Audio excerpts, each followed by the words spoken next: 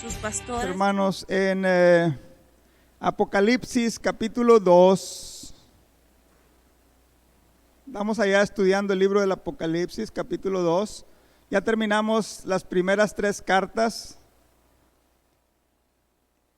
Son 7 cartas y gloria al Señor. De cada carta, como le digo, se pueden sacar varios mensajes, ¿verdad? Pero vamos a hablar en esta mañana de la cuarta iglesia, ¿verdad? Hablamos de Éfeso, hablamos de Esmirna, hablamos de Pérgamo.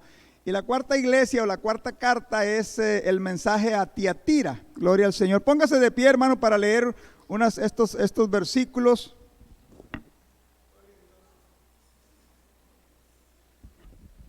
Amén, amén, amén. Empezando en el versículo 18, Apocalipsis 2, 18.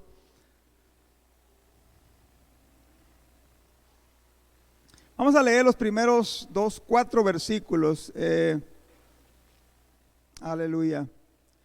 Dice la palabra del Señor, hermanos, que leemos en el nombre del Padre, del Hijo y del Espíritu Santo. Dice: y escribe al ángel de la iglesia en Tiatira, el Hijo de Dios, el que tiene ojos como llamas de fuego y pies semejantes al bronce bruñido, dice esto.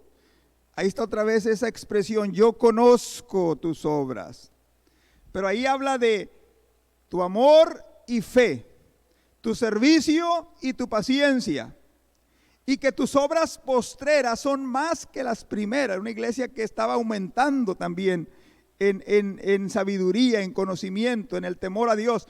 Dice: pero tengo unas pocas cosas contra ti, que toleras que esa mujer Jezabel, que se dice profetiza, enseñe y seduzca a mis siervos a fornicar y a comer cosas sacrificadas a los ídolos. Y le he dado tiempo para que se arrepienta, pero no quiere arrepentirse de su fornicación. Vamos a orar al Señor. Te doy gracias, Señor, una vez más por este tiempo, por tu palabra, la cual es bendita. Pero te pido que tú la vengas a bendecir y a prosperar en la vida de cada uno de los que escuchen este mensaje, Señor. Que seamos edificados, que seamos exhortados, enseñados, Padre Santo.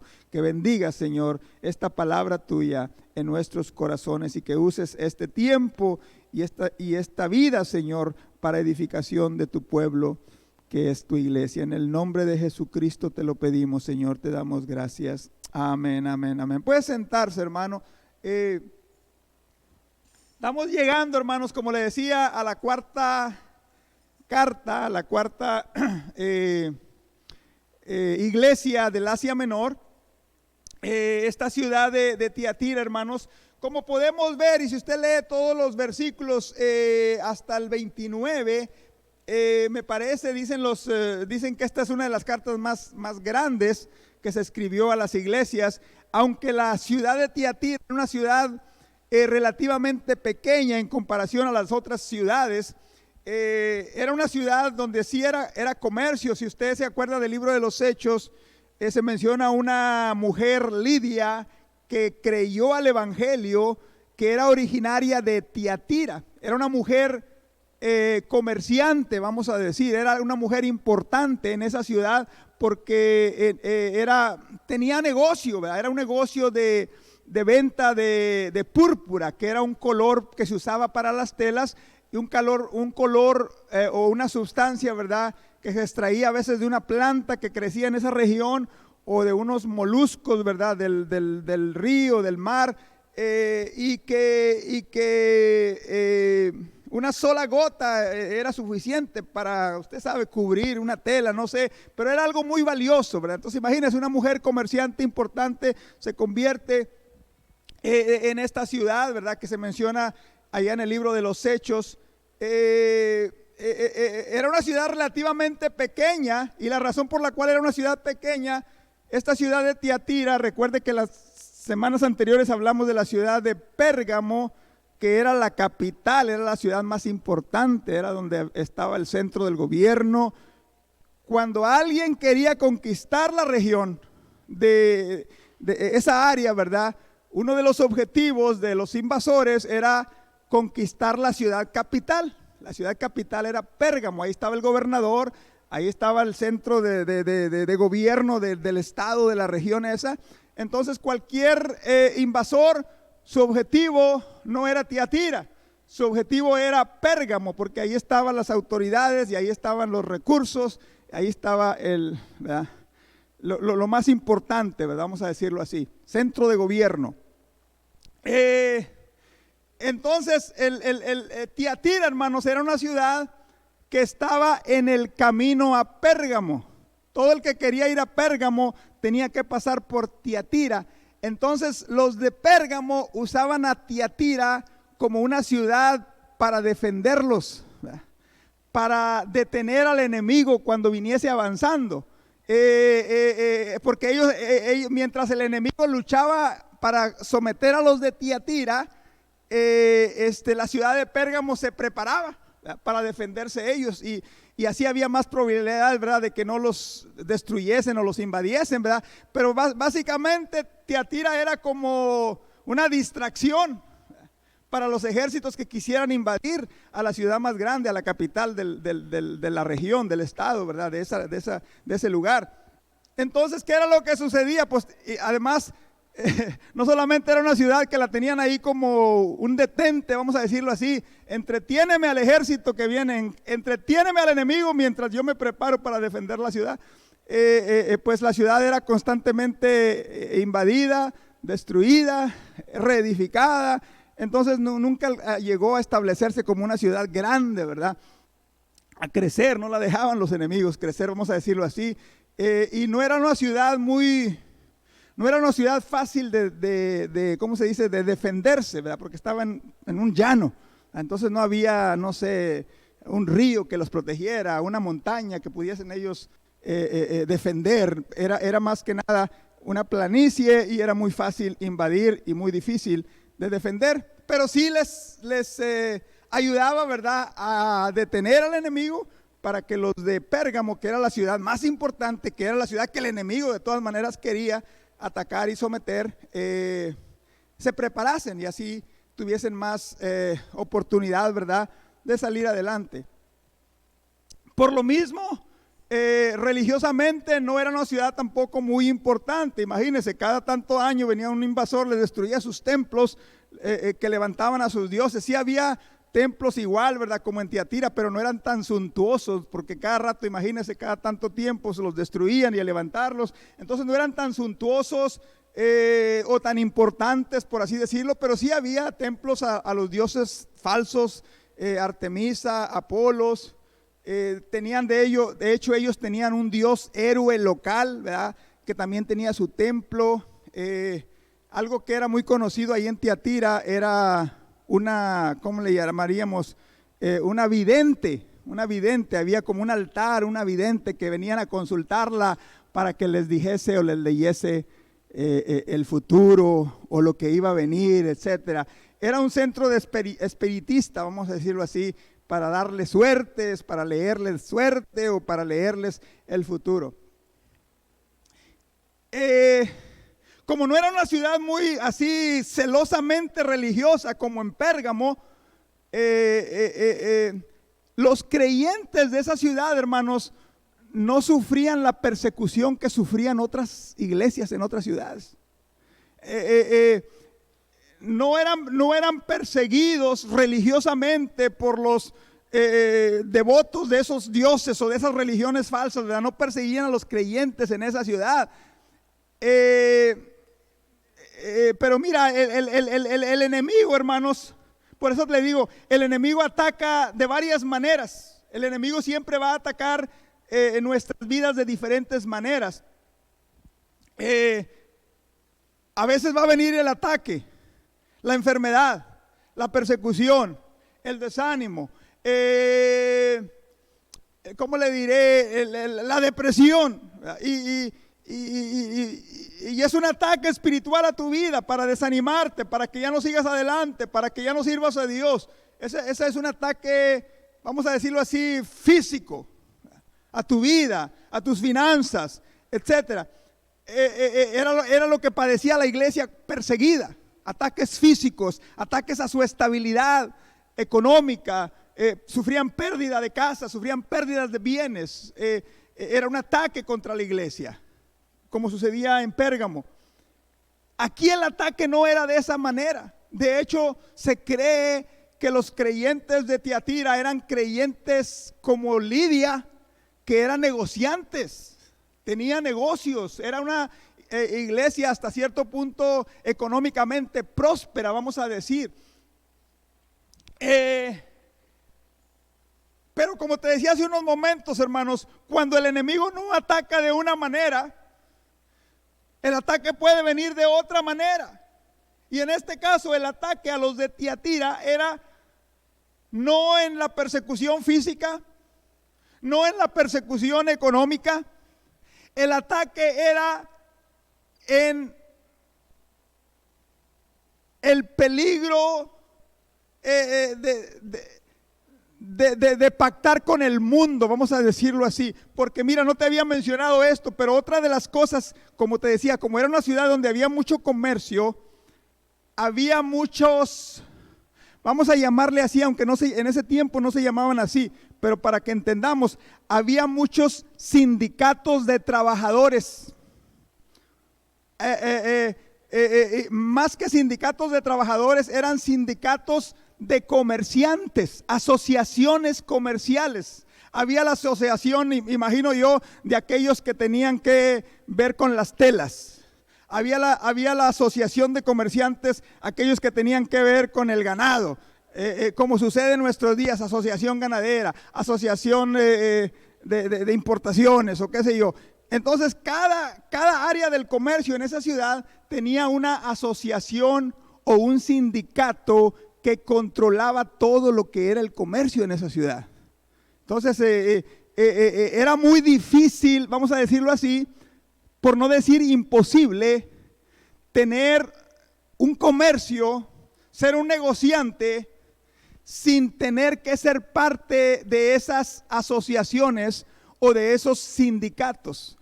Igual era para los dueños de los negocios, igual era para los que trabajaban en esos negocios, tenían que ser parte de ese sindicato, de esa unión, vamos a decirlo así como dicen en nuestros días, sindicato, unión, ¿verdad? Recuerde que hay lugares todavía en nuestros días que si usted no es parte de un sindicato, usted no puede trabajar ahí, tiene que ser parte, ¿verdad? Porque es un convenio que tienen el sindicato con los dueños.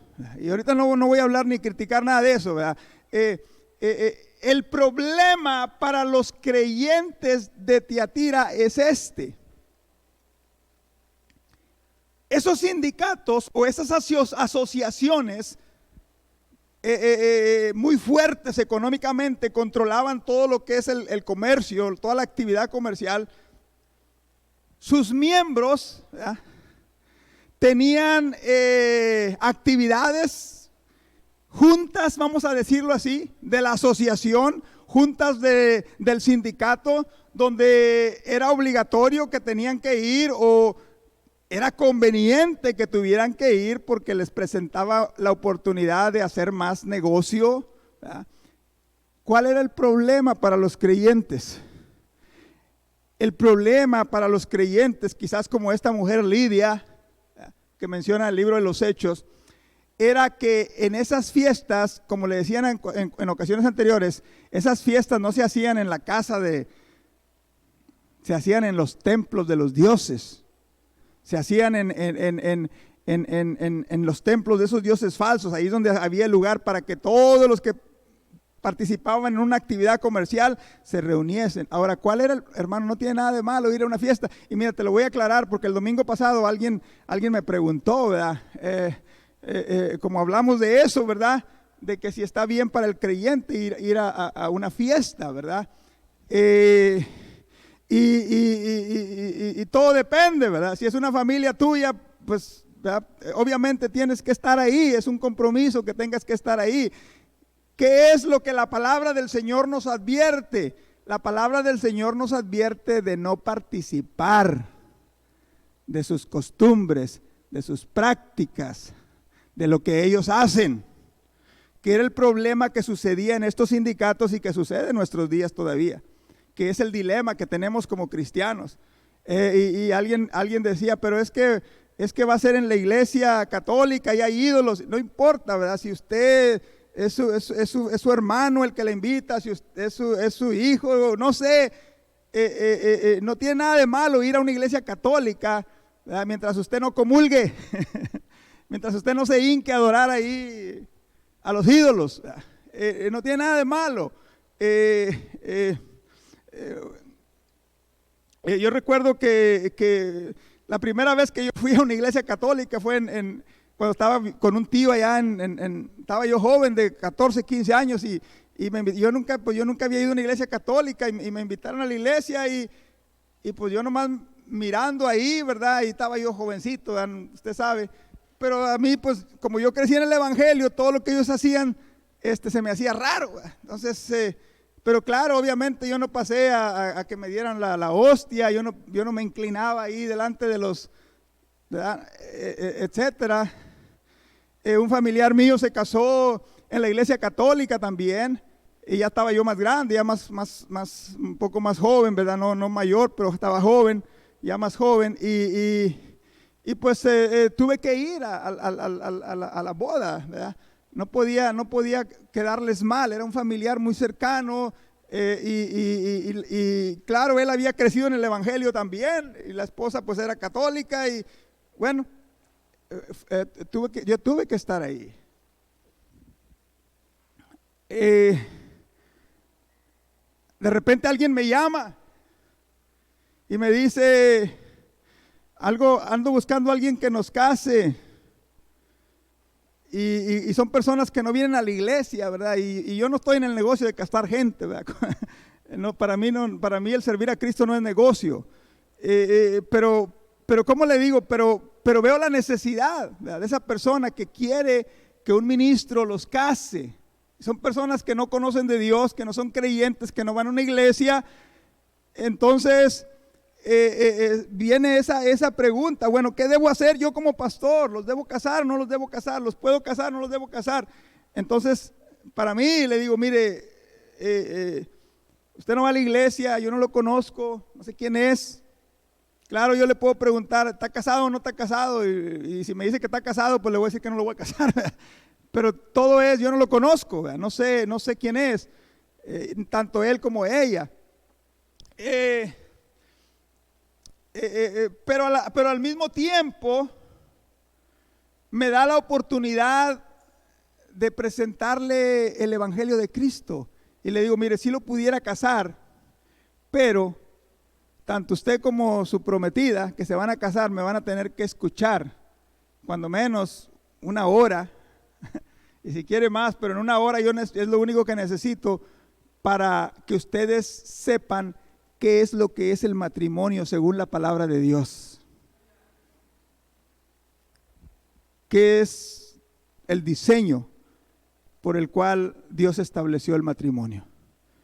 Y claro, ¿verdad? Ellos entienden, ellos saben, es más, la mayoría de ellos, de los hispanos ya saben cuando vienen con un ministro evangélico, ellos saben lo que uno cree, ellos saben, y le digo, mire, y yo no quiero decirle qué es lo que usted puede hacer y lo que no puede hacer usted en su fiesta, le digo, pero una cosa sí le digo, si usted empieza ahí a servir alcohol, esto y lo otro, le digo, usted puede hacerlo si quiere, pero no espere que yo participe de eso. Yo en ese momento, yo agarro mis cosas y me salgo y no se sienta mal, ¿verdad?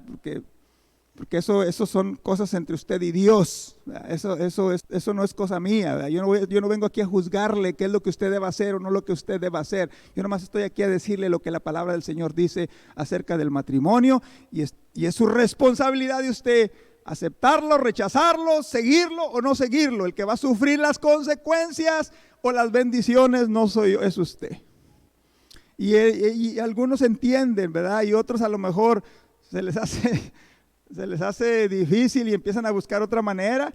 Y sí les doy opciones también. Les digo, mire, si usted no está, usted puede ir con un juez a la corte que lo case también. Usted legalmente está casado. pero es que yo quiero que usted venga a mi casa y ahí va a ser. Bueno, lo puedo hacer. Y es más, le dije que una persona que me llamó hace unos días, no le he confirmado, pero espero que todavía esté interesado, porque lo que sí yo estoy interesado es hablarle de Cristo, ¿verdad? Del plan de Dios para el matrimonio. Y gloria al Señor, ¿verdad? Ya lo demás, esa es mi responsabilidad, lo demás se lo dejamos al Señor. En esos tiempos, hermanos, el problema era que en esas fiestas, como habíamos mencionado, se hacían aquellos sacrificios a aquellos dioses. Se juntaban todos los del sindicato de trabajadores de la industria textil, vamos a decirlo así. Todos los sindicatos de los trabajadores de la industria de ganadería. Todos los sindicatos de trabajadores de la industria del comercio de telas o de piedras preciosas o de pieles. Todo lo que tiene que hacer con piel es este sindicato, controla eso. Y hacían sus fiestas, hermanos. Y el problema de esas fiestas, aquellos animales que se cocinaban, eran animales que antes de cocinarse eran sacrificados a los ídolos. Número uno. Una de las condiciones en las cuales la iglesia acepta a los creyentes no judíos, era una que se absteniesen de comer cosas sacrificadas a los ídolos. Y hay otra enseñanza del apóstol Pablo, dice, mira, el ídolo no es malo, el ídolo no es nada. Entonces dice, si alguien te sirve carne para comer, y si tú no sabes que esa carne fue sacrificada a los ídolos, dice, cómetela. Dice, el ídolo no es nada. No te va a hacer daño, el ídolo no es nada, dice. Pero, dice, si alguien antes de que tú comas te dice, esta carne fue sacrificada a mi ídolo Apolos, vamos a decir algo, a mi diosa Artemisa. Entonces Pablo dice, ¿sabes qué? Ya no te comas esa carne. Ya no te la comas. Si no sabes, cómetela. Pero si sabes, no te la comas por motivo de conciencia. No solamente tu conciencia, pero la conciencia de aquellos que te están viendo. Mira, se está comiendo esa carne que fue sacrificada al Dios fulano de tal. Entonces Pablo dice, si no te dicen, cómetela, no tiene nada de malo, el ídolo no es nada. Pero si ya te dicen y te están diciendo, a ver qué haces, a ver cómo reaccionas, a ver qué piensas, entonces Pablo dice, ¿sabes qué? Mejor diles, no gracias, mejor nomás denme puros frijoles y arroz.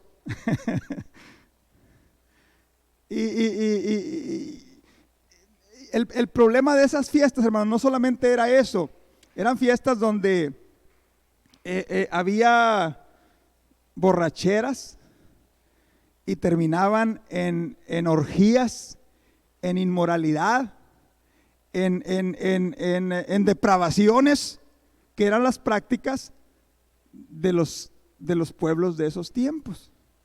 Entonces no era solamente una fiesta, ¿verdad? Como una boda, te invitan y estás ahí, etcétera. No, eran fiestas inmorales, orgías, borracheras, todo tipo de abominaciones, ¿verdad?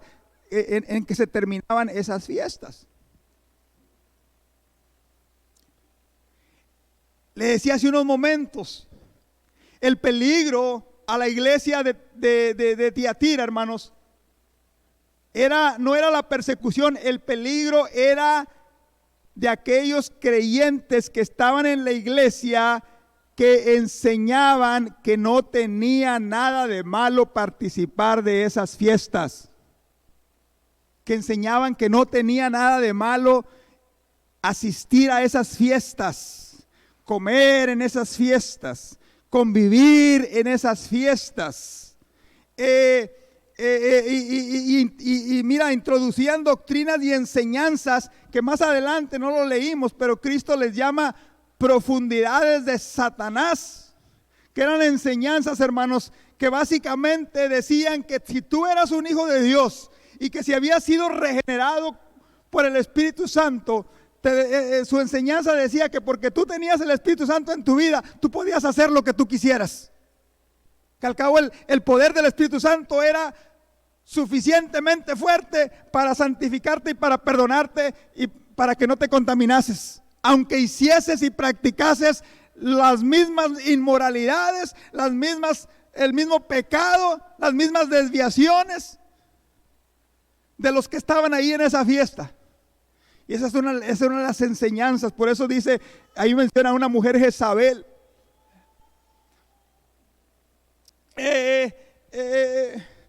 Y decían, claro, el Espíritu Santo nos mantiene puros.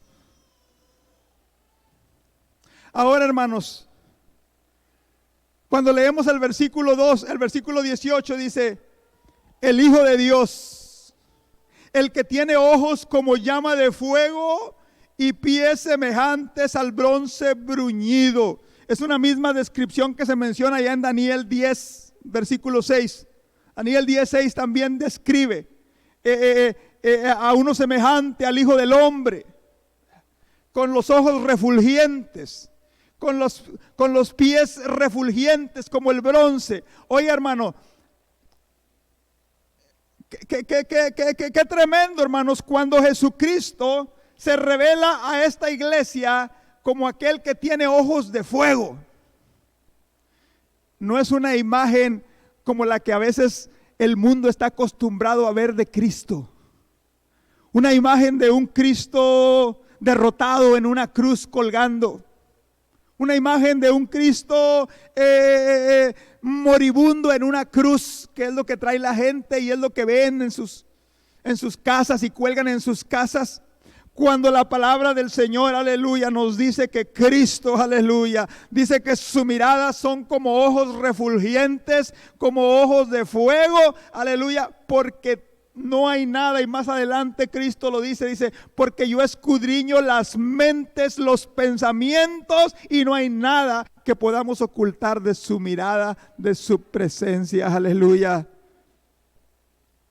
Qué imagen, hermano, tan, ¿cómo le diré? Sobrecogedora, vamos a decirlo así. Tan impactante. Obviamente las palabras que venían después de semejante revelación, de semejante descripción, no iban a ser palabras de sobándonos la espalda, de una sobadita. Aunque mira, y aquí va a estar el mensaje para los matrimonios la siguiente vez que predique acerca de esto. El Señor Jesucristo, porque sabe que viene ¿cómo le diré? El reclamo. Porque sabe que viene la exhortación. Porque sabe que viene la discusión. Empieza diciendo, yo conozco tus obras y amor, y fe, y servicio, y paciencia, y que has estado haciendo las cosas cada vez mejor. Oye, hermano, eso a mí me da la idea en el matrimonio de hablar de lo importante que es aprender a discutir en el matrimonio. Aprender a, ¿cómo decir? A saldar, a arreglar nuestras diferencias. Porque aquí el Señor Jesucristo nos da un ejemplo en esas palabras, porque lo primero que hace antes de reclamarle es alabarle. Es decirle lo que está haciendo bien, decirle lo que está haciendo bueno.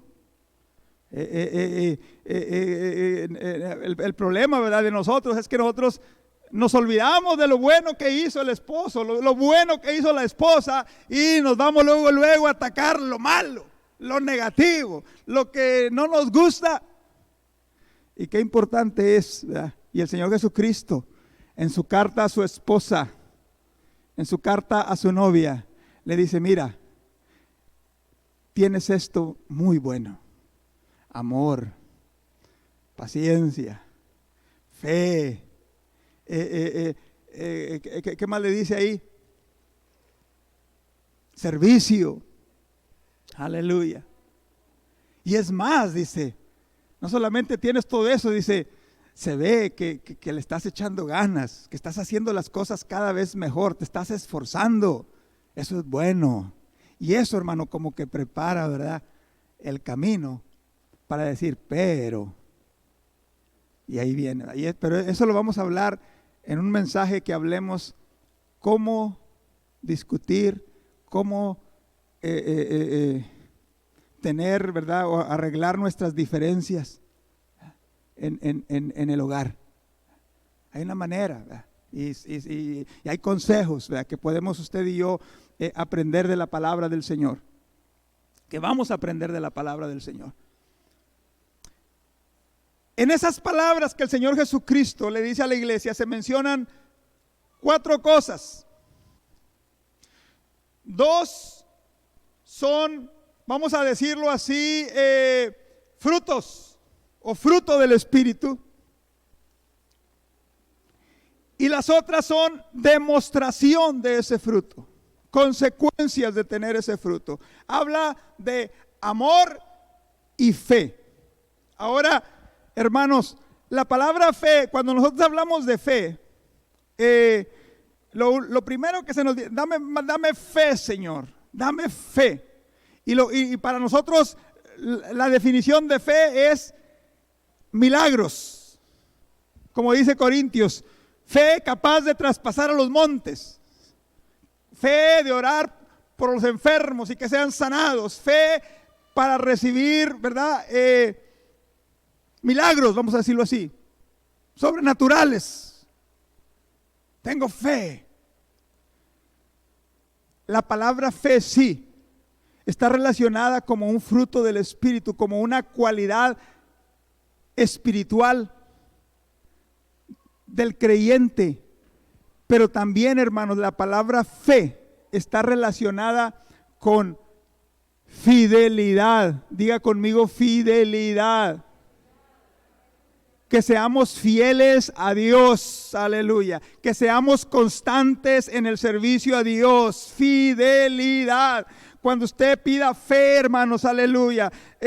Cuando usted le diga al Señor, Señor, dame fe, usted dígale, Señor, lo que yo quiero es serte fiel, es permanecer en tu camino, es no alejarme de tu verdad, no alejarme de tu palabra. Fe, fidelidad constante.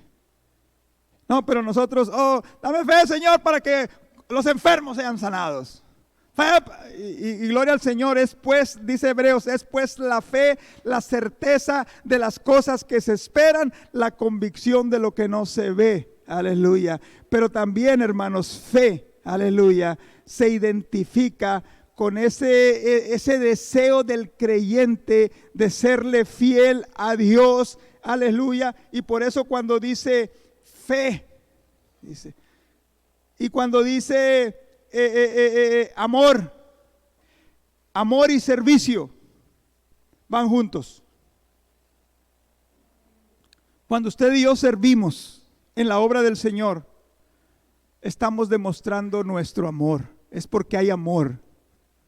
Usted hace algo para la iglesia, es porque usted ama la iglesia, ama la obra del Señor. Usted hace algo para Dios, es porque usted ama a Dios, aleluya. Porque el amor se manifiesta sirviendo. La fe, que también es otra característica del creyente, se manifiesta no en que oremos, no, en constancia, fidelidad constante, aleluya. Yo voy a servir a Dios, yo voy a serle fiel a Dios, aleluya. Cuando fui salvo, cuando tengo, cuando no tengo, cuando estoy sano, cuando estoy enfermo, cuando las cosas van bien, cuando las cosas van mal, yo voy a servir a Dios, aleluya, porque le amo y porque tengo fe, aleluya. Gloria al Señor para siempre. Ahí se manifiesta la fe, ahí se manifiesta el amor de Dios, aleluya. Gloria al Señor para siempre.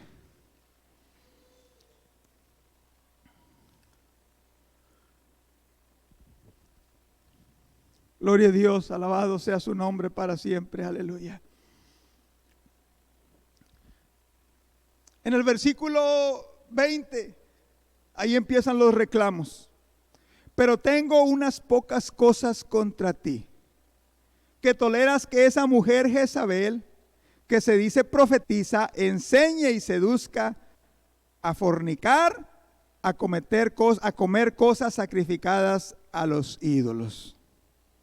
Ahora, hermanos, como no se conoce mucho de esta ciudad, porque era una ciudad muy pequeña, igual está un poco más difícil de entender el significado de alguna de estas palabras. Y hay tantas las interpretaciones, preguntas que surgen. ¿Quién era esta mujer Jezabel? ¿Era una mujer llamada Jezabel? ¿Era una mujer que estaba en la iglesia? Porque las palabras del Señor Jesucristo dan a entender que era parte de la iglesia y que se llamaba profetisa. ¿O era esta mujer Jezabel simplemente el espíritu, la actitud de la Jezabel que se menciona en el Antiguo Testamento, que era la esposa de aquel rey malvado Acab, hija del rey de Sidón, que igual trajo su religión, sus ídolos, Baal, Astarot, y enseñó a los hijos de Israel y levantó templos para que los hijos de Israel fornicasen, porque el Señor Jesucristo, porque Dios ve la inmoralidad, porque Dios ve, ¿cómo le diré? El alejarnos de Él. Dios menciona el irse tras otros dioses como una fornicación, porque Dios dice, porque ustedes son mi esposa, mi pueblo. Entonces hay tantas preguntas que surgen, ¿verdad? Si era una mujer real o si era solamente, ¿verdad? El espíritu de aquella mujer Jezabel. No sabemos en realidad, hermanos. Y mira que cuando estamos hablando de las cosas proféticas, hermanos, o de la interpretación de la profecía, hay cosas de interpretación bíblica que no hay, ¿cómo le diré? No hay duda. Amén. Podemos decir con seguridad que Jesucristo es el Hijo de Dios. Podemos decir con seguridad que solamente por medio de Jesucristo hay salvación. Ahí no hay con que a lo mejor sí o a lo mejor no. Pero hay cosas de interpretación donde incluso los mismos teólogos, comentaristas, no se ponen de acuerdo. Es que puede significar esto o puede significar esto otro. Y es ahí donde uno debe de tener, ¿cómo le diré? El criterio, la mente, ¿verdad? El entendimiento de primero no dejarnos, ¿cómo le diré? Que eso no nos quite, que eso no nos quite de vista, hermanos, nuestra misión, el motivo por el cual Cristo me salvó, amén. Y es que les digamos a otros, que prediquemos a otros, que llevemos a otros a los pies de Cristo. Pero no nos debe quitar el sueño, vaya. Bueno, pues si tú crees así, bueno, pues yo no sé la verdad. Yo creo así, pero también yo admito que en esas cosas, como por ejemplo decir, ¿era una mujer Jezabel o era el espíritu de Jezabel? Bueno, a lo mejor eran las dos cosas. A lo mejor había una mujer Jezabel y tenía el espíritu de Jezabel también. Y algunos dicen, no, era el espíritu. ¿Sabes algunos? Fíjate, nomás para que te des cuenta, lo voy a mencionar así, vean, y no te lo estoy diciendo para que digas, es cierto lo que dijo el pastor. No sé, por eso le digo, no.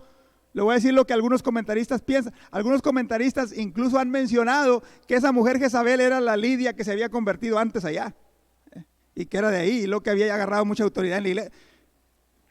Pero como le digo, son cosas que yo no quiero que usted me diga el día de mañana, el pastor dijo que esa Jezabel era la Lidia de que se convirtió allá con Pablo y Apolo.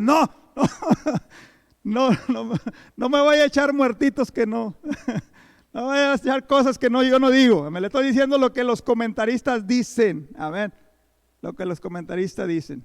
Amén. El Señor. Es mal. Bueno, eso no lo digo porque sí. Pero así, hermano, hay muchas cosas que no sabemos en realidad. Un día, aleluya, cuando estemos delante de la presencia del Señor, sí vamos a saber. Lo que sí no hay duda era de lo que esta mujer hacía y enseñaba dentro de la iglesia. Y básicamente esta mujer, esta hermana, vamos a decirlo así, que se da a entender que era alguien importante en la iglesia, promovía una enseñanza falsa, que era lo que le decía hace unos momentos. No tiene nada de malo que vayas a esas fiestas de esos sindicatos. Es más, hasta imagino yo que te pueden decir algo así. Es más, imagínate los negocios que vas a alcanzar lograr ahí en esa fiesta, los contactos que vas a tener.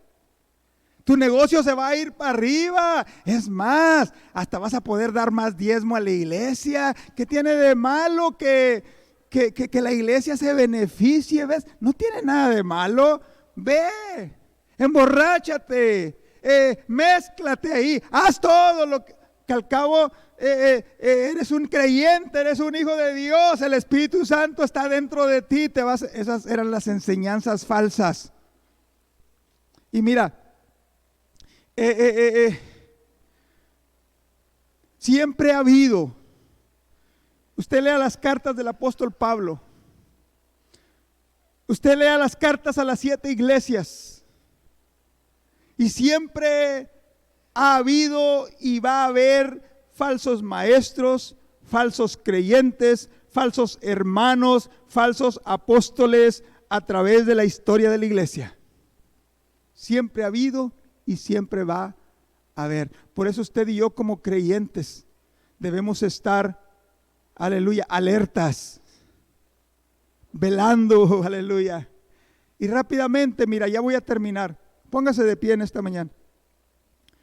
Y te he dicho, te voy a decir nomás dos características de un falso maestro, de una falsa enseñanza, de un falso profeta, un falso apóstol, un falso pastor, un falso creyente.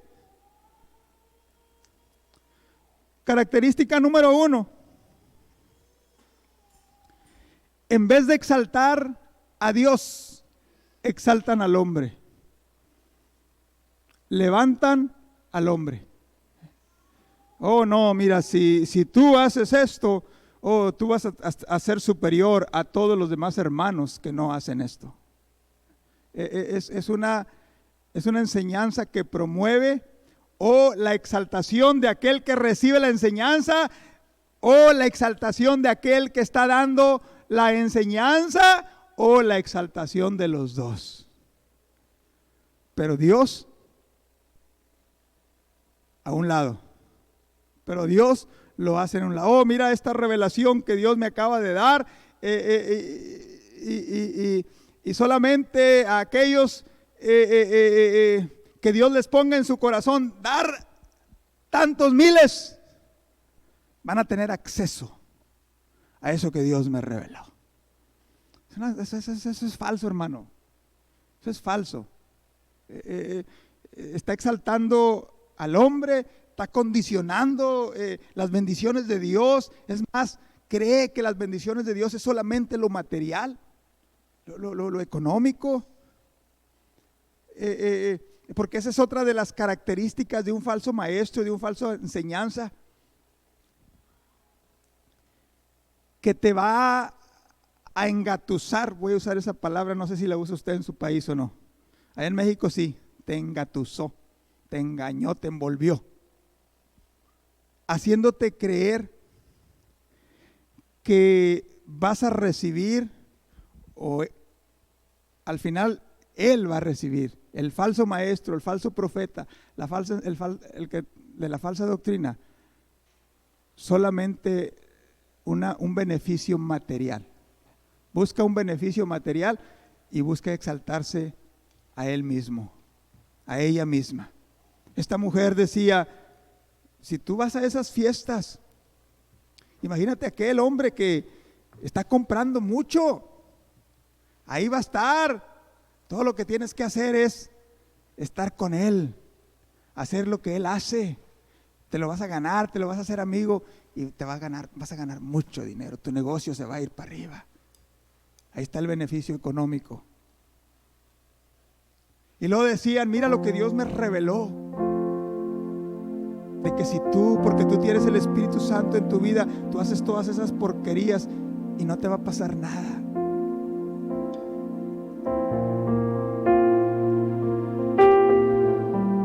Una vez me invitaron a una de esas, yo sin saber, me invitaron a un lugar donde estaban enseñando, ¿cómo le diré? Lo voy a llamar así, ¿verdad? Lo voy a llamar así, pero no era exactamente eso, pero me iban a decir el secreto para que la iglesia se multiplique. Ahora, yo te quiero hacer una pregunta. ¿A qué pastor no le gusta eso? Es como si yo vengo y te digo el secreto para que tu negocio, no sé. El secreto bíblicamente dice, y Dios me reveló. Es más, yo ni sabía que iban a hablar de eso. Si yo hubiera sabido, ahí mismo yo digo, no, ¿para qué? Pero como un amigo me invitó, un creyente me invitó, un amigo, ¿verdad?, de confianza me invitó, dice, mira, vamos y puedes, es un sábado, ok, hombre, vamos, mírame, porque lo habían invitado a él, mira, y es una enseñanza, y te van ahí dice, va a venir este orador de no sé dónde, de Charlotte, de Colombia, y bueno, iba a ser algo, ¿verdad?, donde nos iban a decir el secreto para que la iglesia se multiplique. Pues vamos a ver qué secretos traen aquí. Y te voy a decir una cosa, así como te estoy diciendo, empiezan a exaltar al hombre, empiezan a buscar lo económico, el beneficio económico. Y otra cosa que te empiezan a decir son estas palabras, como cuando alguien te quiere vender algo que no es bueno para ti. Cuando alguien te diga estas palabras y te quiere envolver en algo, que firmes algo, que compres algo, y cuando tú escuches estas palabras, mira, esto que te voy a decir no es para todos. Cuando tú escuchas estas palabras, salte corriendo de ahí, ya no quieras escuchar lo que sigue. Porque ya te están empezando a hacer sentir como alguien único. Alguien único, única. Esto es solamente para los inteligentes. Esto es solamente para los sabios. Esto es solamente para los espirituales. Así me empezaron a decir ahí. Lo que yo les voy a decir es solamente para los que no son fariseos.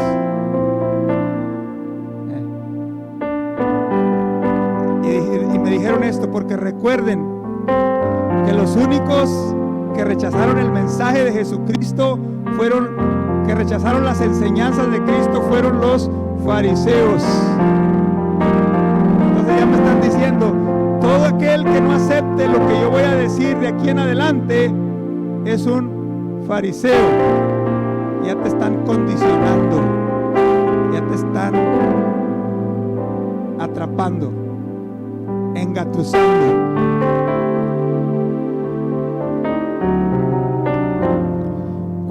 Cuando esa persona, así te lo digo sinceramente, empezó a decir eso, yo agarré mi Biblia, agarré mis cosas y me salí. Le digo, tiene razón, esto no es para mí. No me interesa más lo que él vaya a decir, lo que ella vaya a decir.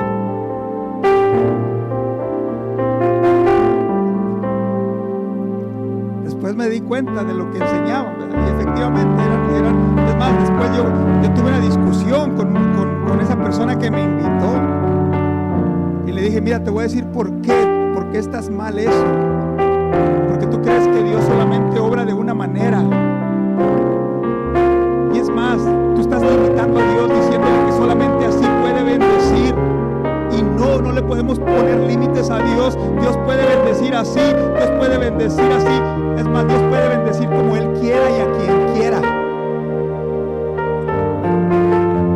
Pero si tú dices que solamente así, siguiendo lo que tú me dices que haga, es la única manera que Dios tiene para bendecirme, le digo, yo no te acepto eso.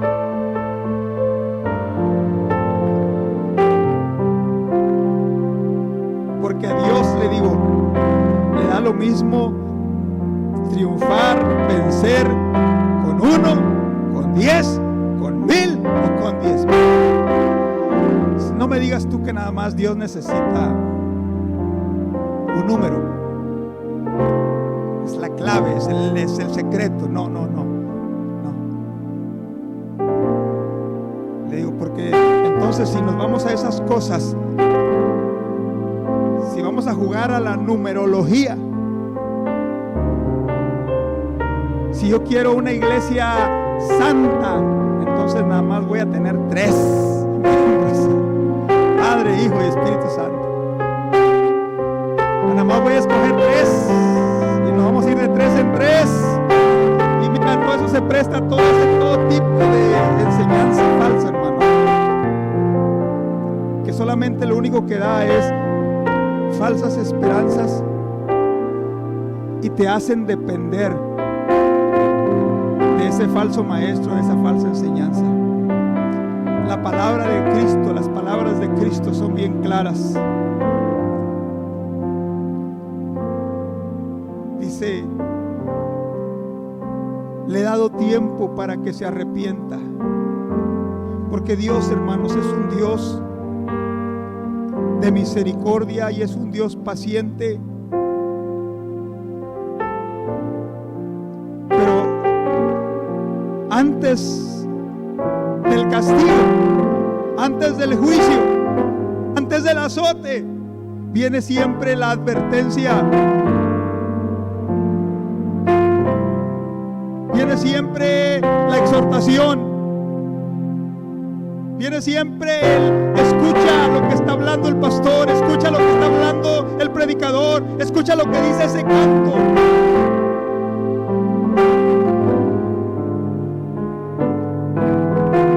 Imagínense que hubiera sido de la iglesia de Jesucristo. Y lamentablemente todavía hay doctrinas, enseñanzas de este espíritu de Jezabel que creen y enseñan que el creyente, porque ya está lleno del Espíritu Santo, porque ya está santificado, que puede hacer fornicación, que puede cometer fornicación, que puede envolverse en las cosas del mundo no solamente por participar de lo que ellos hacen. Que no se nos olvide, hermanos, aleluya, cuando usted y yo seamos tentados, o cuando usted y yo seamos queramos ser o otros quieran envolvernos en esas prácticas, recuerde la imagen de este Cristo: ojos como llama de fuego,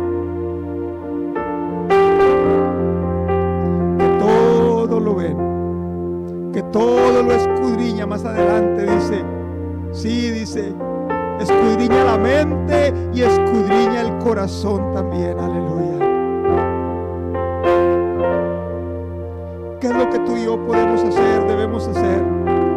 Desechar todo eso, hermano, que exalta la carne, que exalta al hombre, que exalta lo material. Sin nada, dice Pablo, nada trajimos a este mundo y nada nos vamos a llevar, aleluya. Que recuerda una cosa también, que el Señor Jesucristo dijo que hay tesoros en este mundo, pero también hay tesoros en el cielo también. Y los tesoros de este mundo pierden su valor, se corrompen, se pudren. Aleluya. Pero los tesoros allá en el cielo, gloria al Señor, aleluya. Dice, ahí no hay nada que corrompa, nada que le haga perder su valor, nada que lo eche a perder, aleluya. Cuando usted y yo decidimos, aleluya, en amor, en fe, aleluya, servir al Señor, ser fieles a Dios, aleluya, ser pacientes, aleluya, siguiendo adelante, no importa lo que venga en nuestra vida, gloria al Señor. Más adelante viene la recompensa, gloria al Señor, que después vamos a hablar de ello la semana que entra. Aleluya. Viene, aleluya, al que venciere, al que guardare mis obras, dice, le voy a dar autoridad, aleluya. Le daré la estrella resplandeciente, gloria al Señor. La estrella de la mañana, gloria al Señor para siempre. Son más las bendiciones, hermanos, aleluya, de servir al Señor, de serles fieles a Dios, que el dejarnos envolver, que el dejarnos llevar por aquello que no tiene valor. Cierra tus ojos en esta mañana. Gracias te damos, Señor, una vez más por este tiempo, por tu presencia, por tu palabra, la cual es bendita, Señor. Por medio de tu palabra, Señor, nos exhortas a serte fiel, a practicar las buenas obras, a demostrar nuestro amor, oh Dios, aleluya, sirviendo, a demostrar nuestra fidelidad, siendo pacientes también, oh Dios. Te pido que tú nos ayudes, Señor, y nos guardes de todo mal, de toda falsa enseñanza, de toda falsa doctrina, de todo aquello que quiera alejar nuestro corazón de tus caminos, de tu camino, oh Dios. Te pido que como iglesia nos ayude, Señor, aleluya, y como creyentes a cada uno de nosotros a ser fiel cada día de nuestra vida, Señor. Y como esta iglesia es alabada por su constancia, por sus buenas obras, por crecer espiritualmente, porque sus obras postreras serán más que las primeras, que así nuestra vida sea edificada, Señor, cada día en el amor, en el temor, en el conocimiento de tu palabra, para que desechemos todo aquello, Señor, aleluya, que quiera alejarnos, distraernos de nuestra comunión, de nuestro premio, aleluya, de nuestro galardón. Bendice, Señor, cada vida, cada corazón, cada familia, cada joven, señorita, Señor. Bendícelos, guárdanos bajo el hueco de tu mano. En el nombre de Jesús te lo pedimos, te damos gracias, oh Dios. Espíritu Santo, aleluya. Díselo al Señor. yo te necesito. Cada día, oh Dios, Manda tu fuego a este